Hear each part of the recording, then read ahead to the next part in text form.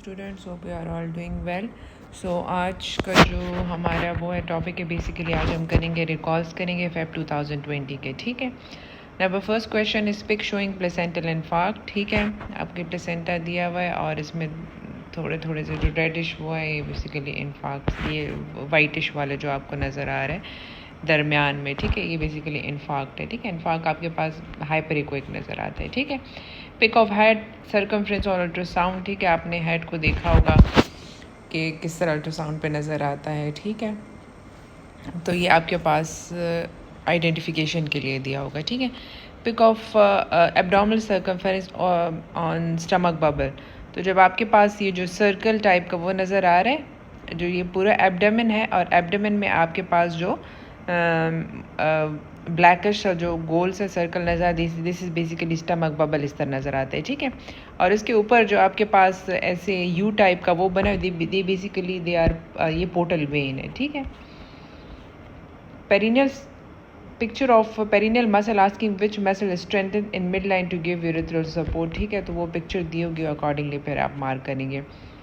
Picture of perineum cut section, arrows one in some membrane of deep and superficial perineal pouch. ठीक है, तो इसमें perineal membrane और deep और superficial pouch आपको इसी तरह कोई पिक्चर दी होगी, वो आपने करना है। ठीक है, अच्छा स्पायरोमेट्री की ग्राफ है, ये भी आप कर लें। ठीक है, कि इसमें क्या क्या होता है। ठीक है, तो बड़ा कॉमन है, उसके लेवल पे भी आता था, MBBS के लेवल पे भी, और पार्ट 1 में भी बड़ा कॉमन सब वो है कि टाइडल वॉल्यूम क्या होता है, ये आपने सबकी डेफिनेशन पढ़नी है। ठीक है, कि टाइडल वॉल्यूम क्या होता है, इसमें एक्सपिरेटरी रेजिडुअल वॉल्यूम क्या है, एक्सपिरेटरी रेजिडुअल वॉल्यूम और इंस्पिरेटरी वाइटल कैपेसिटी क्या है, टोटल लंग कैपेसिटी। ठीक है, तो बस आपको इसमें एक मार्किंग दी होगी कि ये क्या है, तो उसके लिए आप ये पूरा फिर पढ़ लेंगे। अच्छा, फाइब्रॉइड पिक इन यूट्रस। ठीक है, तो आप देखिए ये छोटे छोटे से आपको जो वाइटिस से वो नज़र आ रहे हैं, तो ये आपके पास फाइब्रॉइड है।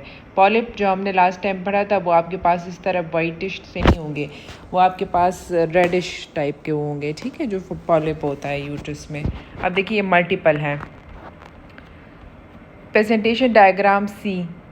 ठीक है, तो सी जो आपको दिया हुआ है, तो ये नॉर्मल है। ठीक है, लो लाइन कह सकते हैं, लेकिन इतना नहीं है क्योंकि सर्विक्स से काफ़ी अपर है। Patient presented by sudden pain, ultrasound show ovarian cyst which she has a regular cycle with history of dysmenorrhea that she used to take ibuprofen for where her LMP 3 weeks ago. ठीक है, तो आप ये देख लें, आपको ये cyst नज़र आया हुआ है, लेकिन जब भी आपके पास पेशेंट हो, पेन आपके पास पेन के साथ आई, ठीक है, और डिस्मेनोरिया की हिस्ट्री हो, तो यूजुअली आपके पास टिपिकल प्रेजेंटेशन ऑफ एंडोमेट्रियोसिस है, तो ये आपके पास एंडोमेट्रियोमा ही होगा। ठीक है, इसमें आपको देखिए इकोस टाइप की वो चीज़ें आपको नज़र आएंगी। ठीक है, ICD shown on ultrasound inside uterine cavity और माइमेट्रियम, ये लास्ट टाइम भी एक पिक्चर थी, रिकॉल्स में आपको याद होगी। पिक्चर ऑफ ट्राइसोमी 13, ये भी मैंने आपको डिटेल से पढ़ाया है। Picture of 2 chromosome showing insertion, deletion and Robertsonian translocation. ठीक है, तो ये आपको पिक्चर दी होगी, तो इसमें आप फिर क्या करेंगे, अभी मैं आपको दिखाती हूँ कि इसमें आपने फिर इस टाइप के पिक्चर्स आपको डिफरेंट दिए होंगे ना, तो उसमें फिर आपने देखना है कि ये क्या चीज़ है। ठीक है, अब देखिए कि ये क्रोमोसोम के डिफरेंट टाइप्स है। ठीक है, deletion, duplication, inversion, insertion and translocation. ठीक है, डिलीशन में आपके पास क्या होगा कि वो एक हाफ डिलीट होके इस तरह पिक्चर दी होगी। डुप्लीकेशन में क्या एक्स्ट्रा आपके पास वो ऐड हो जाएगी। ठीक है, इन्वर्जन में आपके पास वो बिल्कुल जो इसकी वो है वही चेंज हो जाएगी। ठीक है, ऑपोजिट हो जाएगा। इंसर्शन में एक एक्स्ट्रा वो इंसर्ट हो जाएगा, और ट्रांसलोकेशन क्या है कि वो आपके पास जो लोअर पोर्शन है वो इसमें आपके पास ऐड हो जाएगा। ठीक है, तो इस टाइप के आपको पिक्चर्स देंगे, फिर आपने आइडेंटिफाई करना है कि ये डिलीशन है, डुप्लीकेशन है, ये क्या चीज़ है। ठीक है, ओके।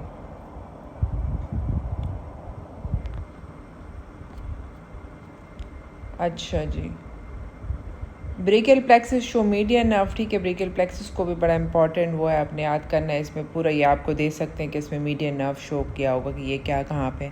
प्लेसेंटल एब्रप्शन देखिए, इसमें आपको जो सारे क्लॉट्स वगैरह नज़र आ रहे हैं प्लेसेंटा में, बाकी एक साइड का प्लेसेंटा ठीक है और एक पे आपको जो बड़ा रेडिश वो कलर नज़र आ रहे हैं मरून सा, तो ये आपके पास प्लेसेंटल एब्रप्शन है। ठीक है, मार्क्ड मसल, इसमें आप दोनों कौन सा मसल मार्क किया होगा उसके अकॉर्डिंगली फिर आपने वो एनाटमी आपने इस चीज़ की ज़रा करनी है। पेरिनियम की बड़ी इंपॉर्टेंट है। ठीक है, perinatal mortality calculate from recalls, कोई पिछला वाले आएगा, false negative rate calculation last recalls में हमने किया था। Type 1 and type 2 error definition, ठीक है, ये एंड में मैं आपको दिखाती हूँ कि टाइप 1 एरर क्या होता है और टाइप 2 एरर क्या होता है। ठीक है, standard error of we formula आपने पढ़ा होगा। ठीक है, हमने ये काफ़ी दफ़ा किया, रिपीटेड है। Inter quartile range calculation for data, तो अब ये टाइप 1 एरर और इंटर क्वार्टाइल एंड में मैं आपको इसकी वो बताती हूँ कि ये किस तरह होता है। ठीक है, shoulder dystocia and BMI study type, usually इसमें आपके पास ये कोहार्ट स्टडी भी हो सकती है, केस कंट्रोल भी हो सकता है। ठीक है, अब इसमें कोहार्ट स्टडी हम इसमें रिलेशनशिप देखते हैं। ठीक है, तो इसको आप प्रोस्पेक्टिवली भी देख सकते हैं और रिट्रोस्पेक्टिव कोहार्ट भी कर सकते हैं। ठीक है, प्रोस्पेक्टिवली आप ले लेंगे कि बीएमआईज, आपके पास पेशेंट आती है बुकिंग पे आती है, बीएमआई ज़्यादा है तो उस पर आप प्रेडिक्ट करते हैं कि शोल्डर डिस्ट्रोशिया कितने में होता है। ठीक है, लेकिन यूजुअली जो बेस्ट इसमें होगा कि आप शोल्डर डिस्ट्रोशिया जिन जिन लोगों में हुआ है, ठीक है, उसमें आप बैक ऑफ जाएंगे। ठीक है, उनके फाइल्स वगैरह देखेंगे कि वो इनका क्या रिस्क फैक्टर्स थी। ठीक है, तो उसमें अगर आप रिस्क फैक्टर बीएमआई देखना चाहते तो फिर आप सब के देख लेंगे कि जितने शोल्डर डिस्ट्रोशिया हुए आपने उसमें हॉस्पिटल से डाटा कलेक्ट कर लेना है। ठीक है, फिर उसके आप जाएंगे फाइल्स वगैरह देखेंगे कि पेशेंट में क्या था, किसका बीएमआई ज़्यादा था या नहीं। ठीक है, तो उसके मुताबिक तो बेस्ट आपके पास एक रिट्रोस्पेक्टिव कोहार्ट स्टडी इनके लिए बेस्ट होगी। अच्छा, ये भी सेम रिकॉल वाला वो है, ये हमने वो किया कि 20,000 लाइव ब्रेथ पेरीनेटल मोर्टेलिटी बड़ा डिटेल से हमने किया, रिपीटेड है। ठीक है, true and false type of questions are what kind of data, इसको भी हम एंड पे डिटेल से पढ़ते हैं फिर। अच्छा, mechanism of action of doxazosin is basically alpha 1 adrenergic receptor blocker है। ठीक है, basically it act on smooth muscle, usually हम उनमें देते हैं जो हाइपरटेंसिव पेशेंट होते हैं। ठीक है, या कुछ में हम जो बिनाइन प्रोस्टैटिक हाइपरप्लेजिया होता है। ठीक है, तो उसमें भी हम बीपीएच के लिए भी हम देते हैं। ठीक है, एंटी एचआईवी ड्रग रेल्टेगाविर आपके पास कौन से उसमें आते हैं, बेसिकली इंटीग्रेज इनहिबिटर है। ठीक है, एक तो आपके पास नॉन न्यूक्लियोसाइड रिसेप्टर इनहिबिटर्स होते हैं। ठीक है, हार्ट के जो HIV के जो डिफरेंट ड्रग्स है ना, तो उसकी भी क्लासिफिकेशन है। तो जो रेल्टेगाविर है वो आपके पास बेसिकली इंटीग्रेज इनहिबिटर है। ठीक है, तो बाकी अगर ये आया हुआ है, अब इस टाइप का MCQ आ जाए, ठीक है, तो उसके साथ आपको थोड़ा सा आगे पीछे चीज़ें फिर पढ़ लिया करें। ठीक है, अगर आपको उसके बारे में नॉलेज नहीं है तो अब इंटीग्रेज इनहिबिटर आ गए तो उसके बाकी के हार्ट जो वो है थेरेपीज़ है वो भी आ सकते हैं। ठीक है, जो NRTIs है, NRTIs है। ठीक है, तो उसमें आप पढ़ लें कि उसमें कौन कौन से आते हैं। ठीक है, जो ज़िडोवोडीन किस में आता है, लेमोवोडीन किस में आता है। ठीक है, और अबेकावेर, रेल्टेगाविर, ये डिफरेंट उसके क्लासेस में डिफरेंट वो आती हैं। ठीक है, एंटीकोलिनर्जिक साइड इफ़ेक्ट्स क्या होते हैं, यूजुअली आपके पास जो हम ड्राई माउथ, ड्राई आइज़, ये वाली चीज़ें साइड इफ़ेक्ट इसके होते हैं। ठीक है, but electrolyte imbalance can cause paralytic ileus, तो मोस्टली आपके पास पोटाशियम की वजह से होता है। ठीक है, which of the following drug cause kernicterus sulfonamide, methotrexate तो आपको पता है कि वो तो DNA जो फॉलिक एसिड एंटेगोनिस्ट है, और जेंटामाइसिन यूजुअली आपके पास हेयरिंग डिफेक्ट्स ये वाले वो बहुत कॉमन है इनके। अच्छा, post menopausal patient with urinary frequency in dysuria, topical estrogen given, how they have improve symptom by acting on, तो यूजुअली आपके पास एट्रोफिक वेजिनाइटिस होता है ना पोस्ट मेनोपॉजल, तो यूजुअली आप जब आप लोअर वेजाना पे बेसिकली आप टॉपिकल एस्ट्रोजन वो करते हैं, वहीं पे ड्राइनेस होती है, बेसिकली यूरेथ्रा उसके साथ ही होता है। ठीक है, lower vagina urethra almost same ही वो होता है। तो जब आप टॉपिकल एस्ट्रोजन वो करेंगे तो लोअर वेजाना पे जब ऑब्वियसली आप टॉपिकल एस्ट्रोजन लगाएंगे तो सिम्टम्स इम्प्रूव हो जाएंगे आपकी यूरिनरी फ्रीक्वेंसी और अर्जेंसी, बार बार UTI नहीं होगा। अच्छा, IgG transport to fetus, basically through active transport ये जाता है IgG, ठीक है। Cytomegalovirus infection in second trimester, risk of congenital infection, ये हमने पढ़ा था, ठीक है, 20 to 30% है। At 16 week secondary herpes infection counsel for,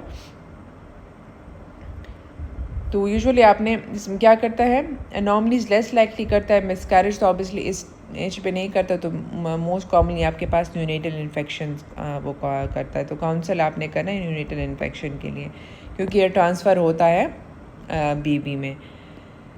patient with following labs hepatitis B, antigen positive, HCV antibody positive and HBE antibody at booking blood, तो इसमें आपने फिर जब आपके पास एंटीजन भी पॉजिटिव और हेपेटाइटिस बी ई भी आपके पास जब पॉजिटिव है, तो आपने बेबी जब पैदा हो जाए तो आपने वैक्सीन भी देना है और इम्यूनोग्लोबुलिन्स दोनों आपने देने हैं, ठीक है।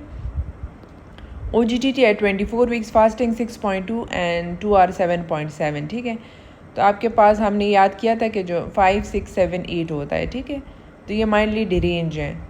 तो पहले आप क्या करेंगे, पहले आप मेटफॉर्मिन भी है, इंसुलिन भी है, आप इंसुलिन तो हम उसके लिए अपना क्राइटेरिया कि आप कब स्टार्ट करेंगे, रिपीट आफ्टर फ्यू वीक्स। तो बेस्ट ऑप्शन आपके पास इसमें कि आप refer to diabetic specialist midwife, ठीक है, मल्टी डिसिप्लिनरी टीम जब हम कहते हैं, ठीक है, आपने वहाँ भिजवाना है। फिर वो डिसाइड करेंगे कि इसको एक्सरसाइज का वो बताना है या नहीं, मेटफॉर्मिन या किस चीज़ पे डालना है, ठीक है। तो यूजुअली इस लेवल पे हम पेशेंट को पहले हम डाइट और एक्सरसाइज का बताते हैं, फिर अगर उसके साथ 1 to 2 वीक तक ठीक नहीं होता तो फिर हम ओरल मेटफॉर्मिन पे डालते हैं, ठीक है। Level not given but ask about percentage in serum arrange antibodies in immunoglobulins from high to low, ज़रा पुअर रिकॉल है। अच्छा, फैक्टर 8 प्रोड्यूस बाय, कहाँ से प्रोड्यूस होता है, basically it's produce by hepatocytes, ठीक है। और vascular endothelial growth factors by fibroblast platelets. Vascular endothelial cell basically आपके पास जो एंडोथेलियल सेल से रिलीज़ होता है, ठीक है। तो ऑप्शन शायद और ऑप्शंस होंगे, तो बेस्ट ऑप्शन अगर आपके पास एंडोथेलियल सेल आ जाए तो आपने वो चूज़ करना है। अब ये दो ऑप्शंस ठीक नहीं लग रहे। विनक्रिस्टीन बाइंड टू ट्यूबुलिन, जो एंटीन्यूप्लास्टिक ड्रग्स है, ठीक है। तो बेसिकल जो विनक्रिस्टीन है वो आपके पास बाइंड कहाँ करता है, ट्यूबुलिन पे। At 3 weeks wound tensile strength would be आपके पास 10% होता है, ठीक है। ग्लूकोज 6 फॉस्फेट डिहाइड्रोजिनेज एक्शन, जो ग्लाइकोलिसिस का आपका वो है पाथवे, तो ग्लूकोज 6 फॉस्फेट डिहाइड्रोजिनेज का एक्शन बेसिकली क्या होता है, ये NADPH प्रोडक्शन इन RBCs करता है, ठीक है। Mefloquine prophylaxis is basically malaria prophylaxis, तो मलेरिया प्रोफाइलैक्सिस में आपको पता है हम मेफ्लोक्विन देते हैं usually in second and third trimester. Prophylaxis आप क्या किन पेशेंट्स में देंगे कि अगर फॉर एग्जांपल पेशेंट कोई एंडेमिक एरिया, ऐसे एरिया में जा रही है जहाँ पे मलेरिया के चांसेस हैं, तो फिर आप प्रोफाइलैक्टिकली पेशेंट को मेफ्लोक्विन देते हैं, ठीक है। बाकी ये प्रेमाक्विन और क्विनिन ये तो फिर जब मलेरिया हो जाए तो उसके बाद हम ड्रग्स देते हैं। Indwelling catheter remove antibiotic prophylaxis needed in all patient elderly obese trauma का ड्यूरिंग सेशन, तो बेसिकली मोस्ट कॉमन हम डायबिटिक पेशेंट में ज़्यादा देते हैं, ठीक है। ओबीज में भी दे सकते हैं, लेकिन डायबिटीज़ में फिर आप वो इम्पॉर्टेंट है, ठीक है, वोन इन्फेक्शन के चांसेस होते हैं। Bartholin abscess marsupialization 2 weeks back, now swab result few pseudomonas seen and GBS seen, ठीक है। तो GBS ठीक है, इतना लेस लाइकली है एब्सिस में, तो जो आपने स्यूडोमोनास को ट्रीट करना है, ठीक है, तो treat Pseudomonas. 4 days after urgent C-section, patient came from home with shortness of breath, leg swelling, ECG, X-ray, ABG all are normal. ABGs all normal, what to do next, ठीक है। तो उसके बाद आपने नेक्स्ट क्या करना है, क्योंकि शॉर्टनेस ऑफ ब्रेथ के साथ आई है, आइडियली पहले हम क्या करते हैं, इसमें कंप्रेशन डुप्लेक्स लेग्स अल्ट्रासाउंड करते हैं, ठीक है, और फिर उसके बाद हम फिर वेंटिलेशन परफ्यूजन स्कैन करते हैं, ठीक है। तो आइडियली पहले आपने इसका लेग अल्ट्रासाउंड करना है, ठीक है।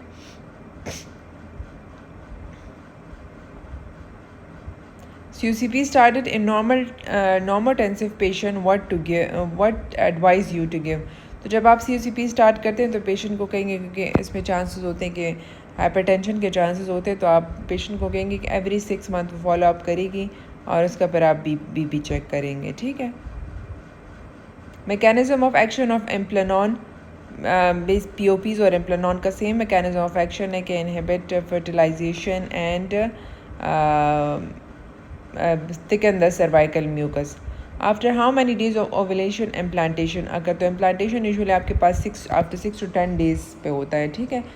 तो बेटर ऑप्शन इसमें है कि आप फिर 9 को चूज़ कर लें, ठीक है। Pedigree third generation from start have neither carrier nor affected person. Then in fourth generation 2 female and 1 male affected, ठीक है, 1 male unaffected. तो यूजुअली आपके पास ये एक्स लिंक रिसेसिव की पेडिग्री है, ठीक है, कि स्टार्ट जनरेशन में अफेक्टेड नहीं थे और अभी आपके पास 2 फीमेल एंड 1 मेल अफेक्टेड है, तो ये आपके पास एक्स लिंक रिसेसिव है। Structure which appear in inner mass cell and give symmetry and site of gastrulation, तो ये बेसिकली आपके पास प्रिमिटिव स्ट्रीक है, ठीक है। Placenta separate at delivery from endometrium, तो ये आपके पास अगर इसमें बेजालिस बेसिकली बेजल प्लेट जो होता है, ठीक है, तो बेजल प्लेट आपके पास बनता है, ठीक है, तो उससे ये आपके पास placenta separate from endometrium at the basal plate, ठीक है। तो अगर वो ऑप्शन है तो वो आप चूज़ करें, अगर इसमें फिर करना है तो फिर बेजालिस कर लें, ठीक है। Endometrial cavity obliterated by fusion of decidua capsularis and parietalis, ठीक है। ये आपके पास पहले ये डिसिडुआ कैप्सुलारिस प्लेसेंटा को कवर करता है और पेराइटालिस या एंडोमेट्रियल कैविटी को, तो जब ये दोनों फ्यूज़ हो जाए तो फिर एंडोमेट्रियल कैविटी ऑब्लिटरेट हो जाती है। Haemorrhagic luteal cyst most vascular portion theca, ठीक है, थीका इसमें है। Patients 7.16 on delivery and base axis 8 risk of neonatal death and seizure, तो ये आपके पास 20% है, ठीक है। In cholestasis with pregnancy, adverse bile acid can affect the fetus. अच्छा, लेस देन 19 बाइल एसिड हो तो फिर हम जेस्टेशनल प्यूराइटिस, सिंपल प्यूराइटिस हम कह देते हैं, ठीक है। अगर मोर देन 19 है तो फिर हम ऑब्स्टेट्रिक कॉलेस्टेसिस को उसको हम कहते हैं, ठीक है। तो इसमें अगर आपके पास 19 to 39, 40 to 99, अच्छा 19 to 39 इसको हम माइल्ड कहेंगे, माइल्ड ऑब्स्टेट्रिक कॉलेस्टेसिस है। फिर उसके बाद जो 19 to 39, फिर 40 to 99 को हम मॉडरेट कहेंगे और फिर मोर देन 100 को हम सेवियर कहेंगे। तो इसमें आपके पास अब जो कैन अफेक्ट द फीटस, तो 40 पे आपकी ऑब्वियसली ज़्यादा नंबर यही है, ठीक है। तो इसमें अगर 100 आ जाए तो फिर आप 100 को चूज़ करेंगे, ठीक है, क्योंकि उसमें फिर स्टिल बर्थ के चांसेस होते हैं।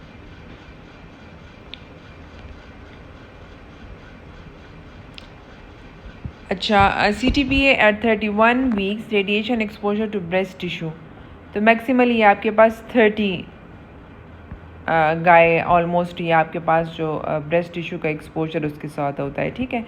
तो जो CTP है ये बेसिकली आपके पास क्या होता है, ये इन दोनों चीज़ों को आपने याद रखना है कि प्रेगनेंसी में हम वो करते हैं, CTPA करते हैं, ठीक है।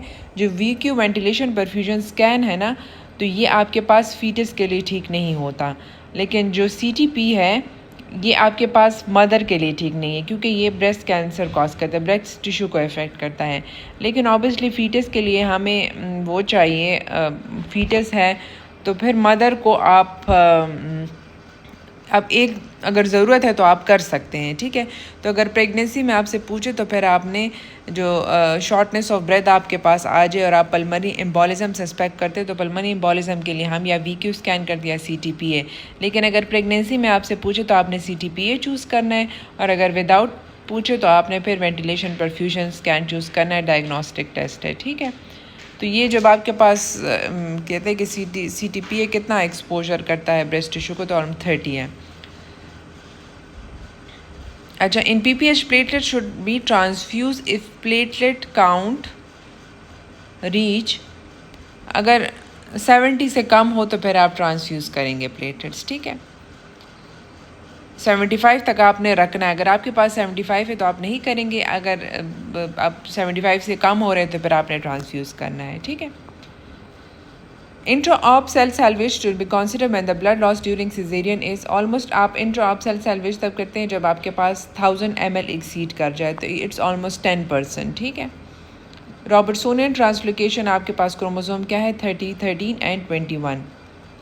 Spinal hypertension is cause by basically ischaemia of vasomotor centre, ठीक है। वेजोमोटर सेंटर आपके पास बीपी को कंट्रोल करता है, तो अगर इसका इस्कीमिया हो जाए तो चांसेस होते हैं फिर हाइपरटेंशन के। Treatment of GBS in labour benzyl penicillin है। Treatment for syphilis benzyl penicillin, ठीक है।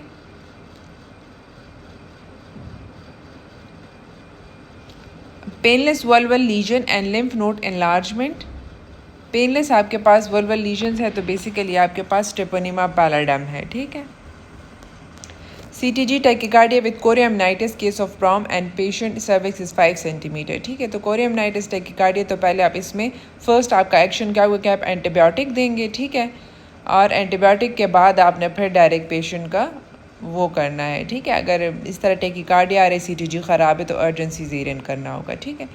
Filshie clip for female sterilisation made up of, आप ये क्लिप्स होते हैं, ठीक है, ये आप स्टरलाइजेशन के लिए, फीमेल स्टरलाइजेशन के लिए अगर ट्यूब्स आप बंद करना चाहती, एक तो हम पूरा काटते हैं ना जिसको हम पामराय मेथड कहते हैं कि उसको काट के फिर आप एंड टू एंड आप एनास्टोमोस करते हैं, आप वो करते हैं, टाई करते हैं, काट के फिर अदर दोनों एंड्स को आप अलग अलग टाई करते हैं, लेकिन इसमें आप क्लिप्स लगाते हैं, तो ये बेसिकली निकल से बने होते हैं।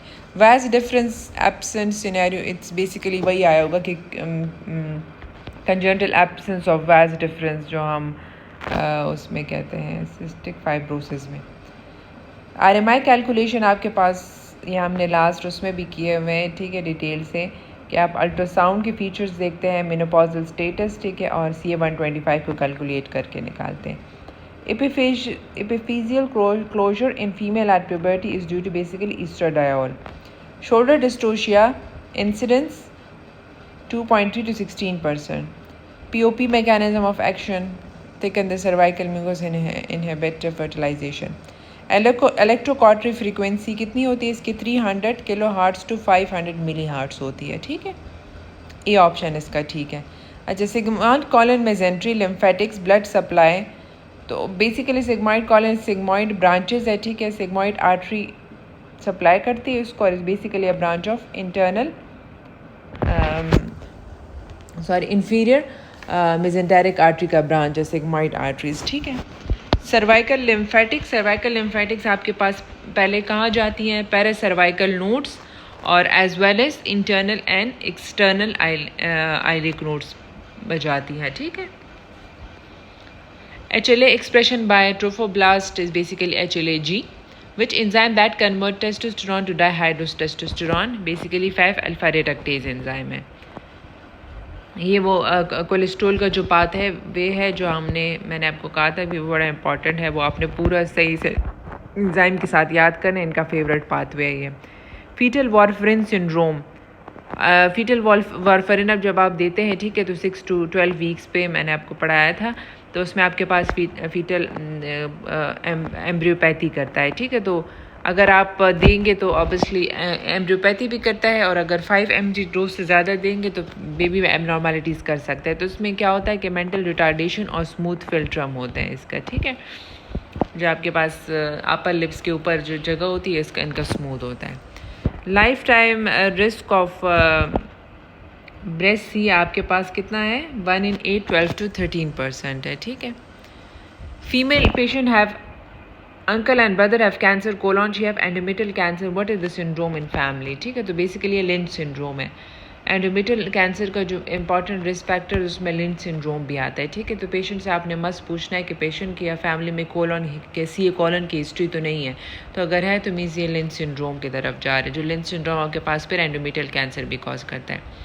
डायनोप्रोस्टोन आपके पास क्या है, बेसिकली PGE2 है, बेसिकली जो मीज़ोप्रोस्टॉल है वो आपके पास PGE1 है, ठीक है। डायनोप्रोस्टॉन PGE2 है। Agenesis of uterus absence of uterus और ओवरी सारी चीज़ें हैं, तो ये हमारे पास मेयर रॉकेटेंसी सिंड्रोम है, ठीक है। इनमें सब कुछ ठीक होता है लेकिन यूट्रस एब्सेंट होता है, तो ये आपके पास कंजेनिटल अनोमली है, ठीक है। कंजेनिटल एक प्रॉब्लम है। इसमें क्या होता है कि कैरियोटाइप इनकी ठीक होती है, एक्स होती है, फीमेल होती है। जो सेक्सुअल डिसऑर्डर्स में मैंने आपको कहा था, सेक्सुअल डिसऑर्डर्स के जो वो है बड़े इंपॉर्टेंट है, ठीक है। जो CAIS है, कंजेनिटल एड्रिनल हाइपरप्लेजिया, इसमें हमने पढ़ा भी था कि ये कंडीशन भी होती है, इसमें यूट्रस एब्सेंट होता है, बाकी ये फीमेल होती है। तो एजेनेसिस ऑफ यूट्रस को हम ये कहते हैं। Functional unit of kidney develop from metanephros. Postnatal 4 day what happen to the kidney volume in fetus. तो इसमें आपके पास क्या हो जाता है, 2-fold डिक्रीज होता है, सी ऑप्शन इसमें, ठीक है। HCG peak in pregnancy at 8 to 12 weeks। अच्छा, feature of imminent preeclampsia that you will assess.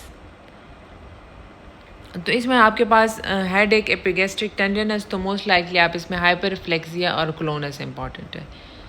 क्लोस्ट्रम आपके पास क्या करता है, इम्यूनिटी प्रोवाइड करता है, और उसमें क्या होता है आपके पास IgA होता है। Dorsal nerve of clitoral branch जो है ये बेसिकली पोडेंडल नर्व का ब्रांच है, ठीक है। Below inguinal ligament and medial to anterior superior iliac spine nerve कौन सा है, तो ये फीमोरल नर्व है। Femoral triangle lateral to medial nerve relation किस तरह होता है, ठीक है। आपके पास लैटरल टू नर्व आर्टरी और वे नेफ। CGAT what will the complementary strand. तो कॉम्प्लीमेंट्री स्ट्रैंड इसको आप जब चेंज करेंगे तो इसमें आपके पास आता है